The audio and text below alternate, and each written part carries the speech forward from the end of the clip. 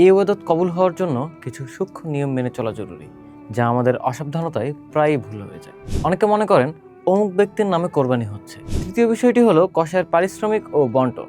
এক ভাগ নিজের জন্য, এক ভাগ আত্মীয়দের জন্য এবং অন্য ভাগ দরিদ্রদের জন্য। কোরবানি কেবল একটি আনুষ্ঠানিকতা নয়, বরং এটি একটি মহান ইবাদত। এই ইবাদত কবুল হওয়ার জন্য কিছু সূক্ষ্ম নিয়ম মেনে চলা জরুরি, যা আমাদের অসাবধানতায় প্রায়ই ভুল হয়ে যায়। প্রথম ভুলটি হয় কোরবানির নিয়ত বা নামে। অনেকে মনে করেন অমুক ব্যক্তির নামে কোরবানি হচ্ছে। আসলে কোরবানি হবে একমাত্র আল্লাহর নামে, কিন্তু তা হবে বান্দার পক্ষ থেকে। পশুর গলায় ছুরি চালানোর সময় বিসমিল্লাহি আল্লাহু আকবার বলা বাধ্যতামূলক। এই ছোট ভুলটি অনেক সময় পুরো ইবাদতের উদ্দেশ্যকে প্রশ্নবিদ্ধ করে তোলে। দ্বিতীয় বড় ভুলটি হয় পশুর প্রতি দয়া প্রদর্শনের ক্ষেত্রে। ইসলামে পশুকে অপ্রয়োজনীয় কষ্ট দেওয়া কঠোরভাবে নিষেধ।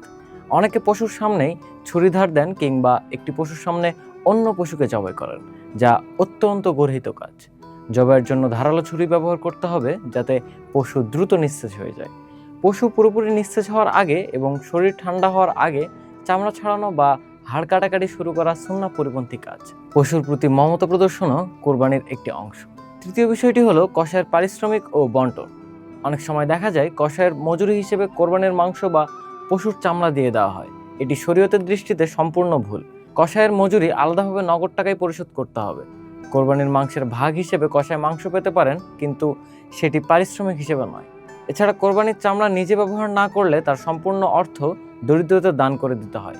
এই টাকা দিয়ে মসজিদের কোনো কাজ বা নিজের কোনো কাজে ব্যয় করা যায় না। চতুর্থ ভুলটি হয় বন্টনের মানসিকতায়। কোরবানির মাংস 3 ভাগে ভাগ করা মুস্তাহাব বা উত্তম। এক ভাগ নিজের জন্য, এক ভাগ আত্মীয়দের জন্য এবং অন্য ভাগ দরিদ্রদের জন্য। কিন্তু এটি কোনো ধরাবাঁধা নিয়ম নয় যে কড়াকড়িভাবে সমান 3 ভাগই হতে হবে। আপনার পরিবার বড় হলে বা প্রয়োজন বেশি হলে আপনি বেশি রাখতে পারেন, আবার চাইলে সবটুকুই দান করে দিতে পারেন। তবে লোক দেখানো মানসিকতা ত্যাগ করে আন্তরিকভাবে হকদারদের কাছে মাংস পৌঁছে দেওয়াই কোরবানির প্রকৃত সার্থকতা।